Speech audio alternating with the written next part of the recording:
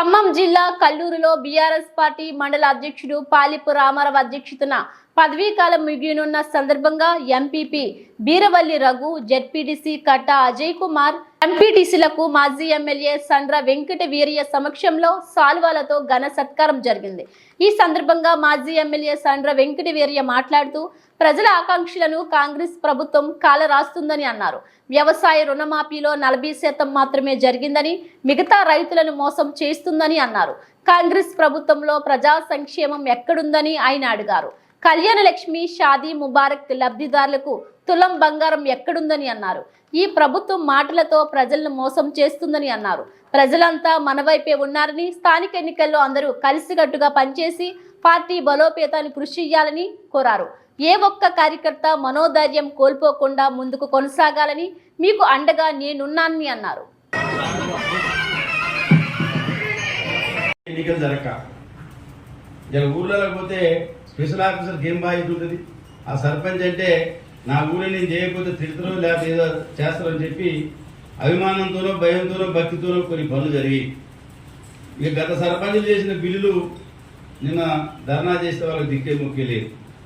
ఇలా స్థానిక సంస్థల్ని బలోపేతం చేయకుండా ఏ రాష్ట్రం కూడా అభివృద్ధి జరగదు, ఏ గ్రామం కూడా అభివృద్ధి జరగదు.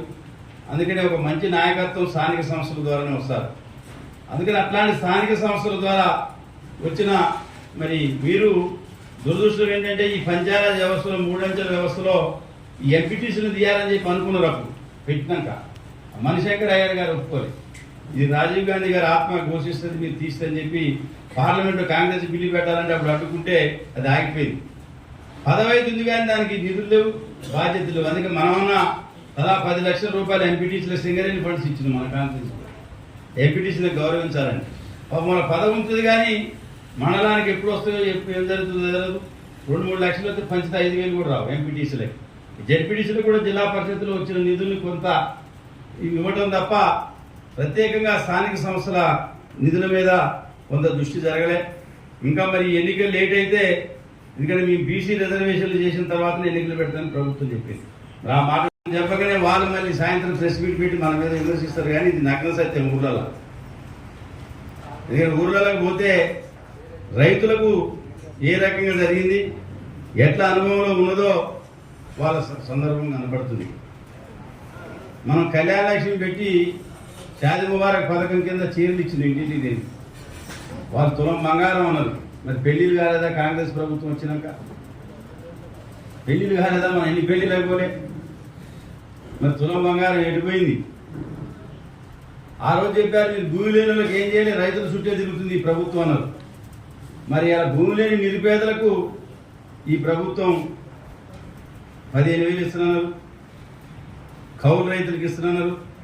లాస్ట్కి ఇలా రైతు బంధు ఎత్తేసి ఆ డబ్బులతో రుణమాఫీ చేసింది తప్ప వాళ్ళు కొత్తగా చేయలేదు. ఇలా ముసలిలో పెన్షన్ 2 నెలలు దాటింది. ఇది అవునా కాదా మన మాజీ సర్పంచులు కానీ ఎంపీటీసీని చెప్పాలి. 2 నెలలు దాటింది అంతేనా పెన్షన్ సర్పంచ్ గారు?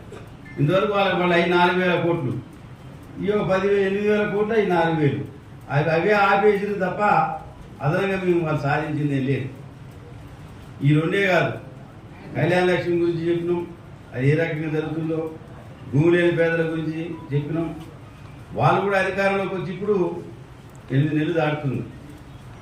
వాళ్ళు కూడా ఈ రుణమాఫీ చుట్టే రాష్ట్రాన్ని తిప్పుతున్నారు తప్ప భూమి లేని నిరుపేదల మీద మాట్లాడలా, ఇచ్చిన హామీల గురించి మాట్లాడలా. నేను జాబ్ క్యాలెండర్ ప్రకటించిన ఏ ఉద్యోగం ఎన్ని ఖాళీలు ఉన్నాయో అవి ప్రకటించలే. ఇట్లనే జాబ్ క్యాలెండర్ ప్రకటించింది తప్ప పోస్టులు ఇగో ఫలాని పోస్టులు ఇన్ని ఉన్నాయి, ఫలాని పోస్టులు ఇన్ని ఉన్నాయని చెప్పాలి కదా, ప్రకటించాలి కదా.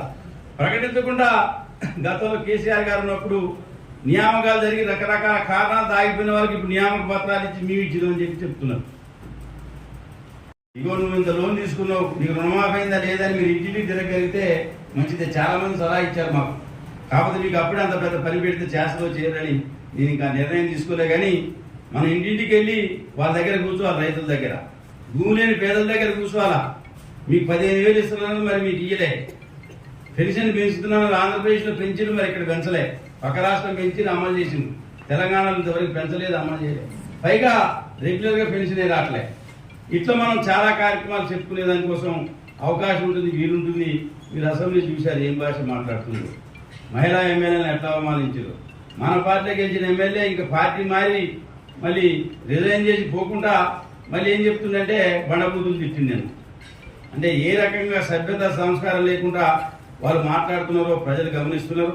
కాకపోతే ఒకేసారి ప్రజలు మన ముందు ప్రదర్శించరు. ఈ సమయం వచ్చినప్పుడే మన మీద వ్యతిరేకత కూడా పోలింగ్లో తెలిసింది తప్ప పోలింగ్ రేపన్నదానికి కూడా మనం ఓడిపోతున్నాం అనుకోలేదు. ఎందుకంటే ప్రజలు కానీ అంత విజ్ఞతతో ఆలోచిస్తున్నారు. కాబట్టి మనం ప్రజలు తప్పు పట్టాల్సిన అవసరం లేదు. మన పరిపాలన ఏం లోపాలు జరిగినాయి, మనకేం తప్పు జరిగినాయో మనం సమీక్షించుకొని భవిష్యత్తులో తప్పనిసరిగా మంచి నిర్ణయాలు తీసుకొని ప్రజల విశ్వాసం చూరకునే విధంగా ఈ ఓటమికి మనం ప్రజలను బాధ్యత చేయటం కాదు, మన తప్పెంతుందనేది మనకు మనం తెలుసుకుని తప్పనిసరిగా ఒక మంచి మార్గంలో పయనించే విధంగా చూడాలని చెప్పి కోరుతూ ఇవాళ ఎంపీటీసీ సభ్యులుగా ఎవరైతే ఉన్నారో వారందరికీ మరి అభినందన కార్యక్రమం మన జెడ్పీటీసీ గారికి, ఎంపీపీ గారికి, వైస్ ఎంపీపీ గారికి కూడా పెట్టాం. ఒకవేళ భార్యాభర్త